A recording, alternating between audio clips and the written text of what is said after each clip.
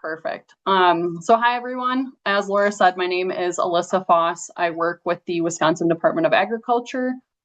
Today we are going to take a half hour to discuss the new changes occurring with the Environmental Protection Agency and the Endangered Species Act.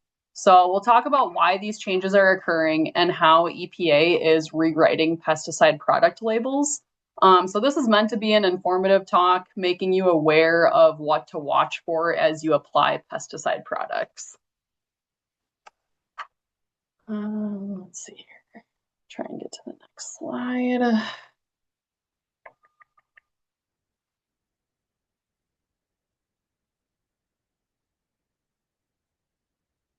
Oh. Okay, sorry about that. There we go. Okay. So let's start with why we are seeing these changes occurring. With every pesticide registration, the EPA is required to create a risk assessment with the United States Fish and Wildlife Services for endangered species, which is stated as a requirement by the Endangered Species Act. The risk assessment requirement has largely been ignored due to the lack of resources amongst the agencies and the significant amount of time it takes to complete the risk assessment. So the EPA is already delayed on approving pesticides, as well as their re-registration, which has to occur every 15 years, that the risk assessments were already started but rarely completed prior to a registration decision. So EPA was sued by several environmental organizations, such as the Center for Biological Diversity, and the courts have ordered EPA to now abide by their obligations to the Endangered Species Act and reevaluate every registered active ingredient and make label changes accordingly. So there are more than 13,000 registered pesticide products and over 1,600 species listed under the Endangered Species Act. And for every registration, EPA is required to complete the risk assessment for every species listed. So EPA has started to comply with this court order and is re-registering pesticide product labels with new Endangered Species Act language. So today we'll cover what that language looks like and how it applies to the products you would be using. So with this new language on product labels, we are seeing a little bit of consistency. There are 3 new sections emerging on the pesticide product labels that are spray drift mitigation, runoff and erosion mitigation, as well as geographic specific restrictions. So the first section we'll discuss is spray drift mitigation. So this refers to implementing downwind buffers on field edges. The requirement of a downwind buffer is to protect an area that may be harboring an endangered species. We are seeing that the buffer requirement has a very large range on the labels, anywhere from 0 to 100 feet. The buffer distance is determined by the active ingredients profile and the likelihood of drift occurring. So when calculating what can be included in the buffer needed on the downwind field edge, you have to look at what surrounds the field, and the buffer has to either be taken out of the field of application, or there are managed areas that can be used outside of the field edge to be the buffer, such as other agricultural fields, roads, CRP lands, and mowed areas. So here's an example of the spray drift mitigation language section on the labels. It'll highlight, depending on the type of application, what the buffer distance should be. And below, it discusses in more detail what can be used in the buffer calculation.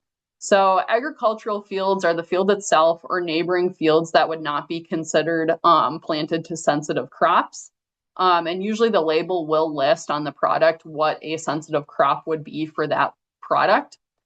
So if sensitive crops are downwind at the time of application, it is a do not spray, and you would have to wait until the wind direction is pointed away from that sensitive crop. Otherwise, roads include paved or gravel surfaces, mowed grassy areas adjacent to the fields, and areas of bare ground from recent plowing or grading that are continuous with the treated area. buildings and their perimeters, silos, or other man-made structures with walls and a roof.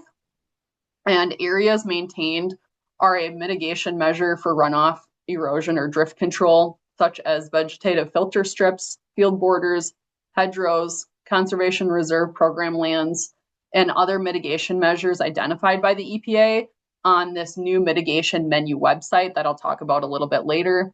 Managed wetlands, including constructed wetlands on the farm, and on-farm contained irrigation water resources that are not connected to adjacent water bodies, including on-farm irrigation canals and ditches, water conveyances, managed irrigation runoff retention basins, and tailwater collection ponds. And I realize that's a long list, but it is on the product label, so don't feel like you need to remember it. It is something you can refer back to. So there are options to reduce your downwind buffer that will be listed on the label. And this is to reduce the size of the buffer before the inclusion of calculating any managed area into the buffer. So on this example, we see the following options: reduce the buffer distance of a ground application to 0. So that would be using an oil emulsion drift reducing agent that constitutes 2.5% of the volume of the finished spray tank mix. Application is made using an over-the-top hooded sprayer as a lay-by application, or is made below the crop canopy using drop nozzles. And use of a row middle hooded sprayer if a windbreak or shelter between the application site and non-managed area is present. So, okay, the next section we'll look at is runoff erosion mitigation. This is a very new concept we are seeing on labels, and it may require the establishment of new practices in order to use a particular pesticide product. So on the labels, there will be an established point value that the application has to achieve to reduce risk of runoff and erosion. So generally the point value on the labels is anywhere from 0 to 9 mitigation points. Right now we're really seeing 0 to 3 so far. We have not yet seen anything in like the 6 to 9 range. And EPA has a list of over 30 ways to achieve the points requirement. Many of these options are already implemented without even having to change your current farming practices in order to achieve the points. So here's an example from a label of that new runoff and erosion language we are seeing. It almost always has a clear do not apply in the rain and do not apply when the soil in the area to be treated is saturated. So also pay attention to the bit that states avoid making an application when rainfall is expected before the product has sufficient time to dry, which would be a minimum of 4 hours. Then this area finally states that you must achieve a minimum of 3 runoff erosion mitigation points for the crop uses listed. So what does that look like? So the EPA, as part of drafting this endeavor, went through every county across the United States and assigned a points value to each county based on its pesticide runoff vulnerability and field characteristics. So just by farming in Wisconsin, each county has already been given either 2 or 3 points. So when the label lists 3 points and you farm in Adams County, there is no change needed to your current farming practices in order to meet this new runoff and mitigation requirements. However, if you are in Dane County, you would need to do something additional to achieve that 1 more mitigation point. However, there is a large list that you may already be doing these practices currently. So here's a few of the options applicable to Wisconsin row crops. 99% of the row crop fields will start off generally with more than 4 points just based on known current practices as shown in the table on the slide. These are taken from the EPA mitigation menu and has many more options with point values as well. This is not all inclusive that I have right here. So it's important to learn and understand how to calculate the point system now so that if products are introduced with 6 or 9 points, we understand how to implement any possible additional practices.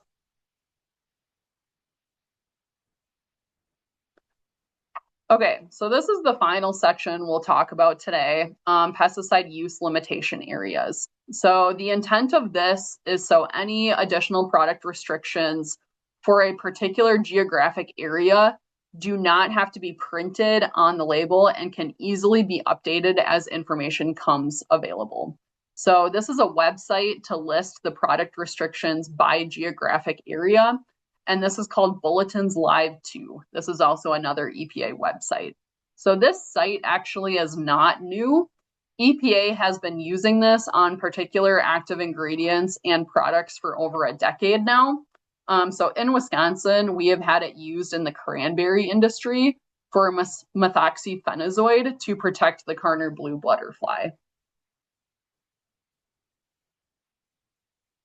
So this is an example. The EPA is starting to require that applicators review the Bulletins Live 2 site no more than 6 months in advance for every product to be used on a field and to check for any geographic restrictions. So on the slide, you're going to see this part of a label being added where it's calling out endangered and threatened species directly and pointing straight to the Bulletins Live 2 website. So this is what Bulletins Live 2 looks like. The pink is what is designated in a pesticide use limitation area, and this is for Wisconsin. So in the state, we have 2,738,495 acres that are highlighted already in a pesticide use limitation area. Thankfully, although that acreage sounds rather high, it is for 4 active ingredients in the state. So the active ingredients that currently have a pesticide use limitation area in Wisconsin are methoxyfenazoid, cyantraniliprole, icycloserum, and dicamba labeled for post-application on soybeans. So applicators should plan on checking the bulletins in April of each year is what we would recommend, which will cover them for 6 months through the growing season into October.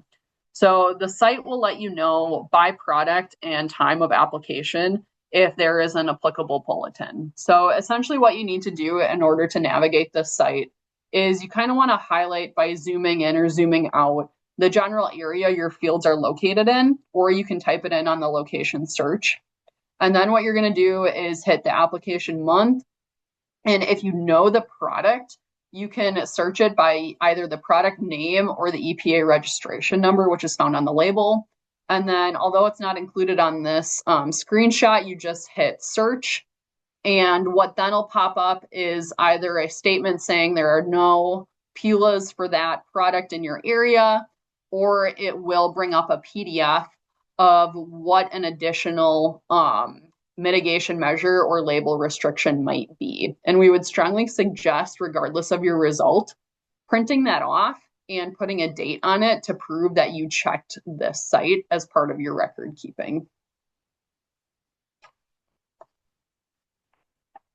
So DACCAP is actively monitoring the evolution of this changing language on labels. We have created a great website that pretty much is a one-stop shop of all the Endangered Species Act resources we know are available out there. So right off the bat, we already have listed that mitigation menu website I talked about, as well as a map of the counties that I showed. We also have a direct link to the Bulletins Live 2 website, and just more in-depth information in case you are curious of what is out there. So I highly encourage you to favorite this page on your browser so it is easily accessible.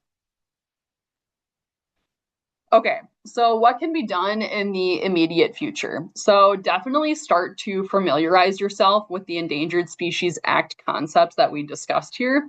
I know this is a very quick presentation and a very high-level overview, but I hope it gives you enough information to kind of get started. Essentially, we are really just easing into this new label language. So for 2026, we're not necessarily seeing a lot of these changes being implemented so fast. And if they are, a lot of our current farming practices already meet the points requirement, which essentially means no change would be needed. But I definitely encourage you to review intended products you plan to apply this season, and check for any updated Endangered Species Act language. So this is definitely we're going to start to see in like the next few years of new practices and just ways of checking that we're definitely going to need to do before going out and applying pesticide products. So become familiar with the EPA's mitigation menu website as well as that Bulletins Live 2.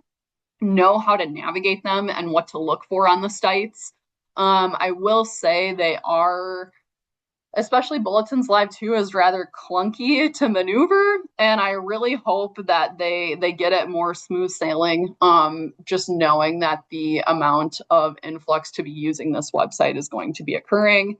And like I said, we have this all listed on the DATCAP website, so definitely use that as a resource, and we will be updating that frequently as we find new information and what's changing with this new ESA language that EPA has to comply with. Okay, so thank you for your time today, and I'm happy to answer any questions right now.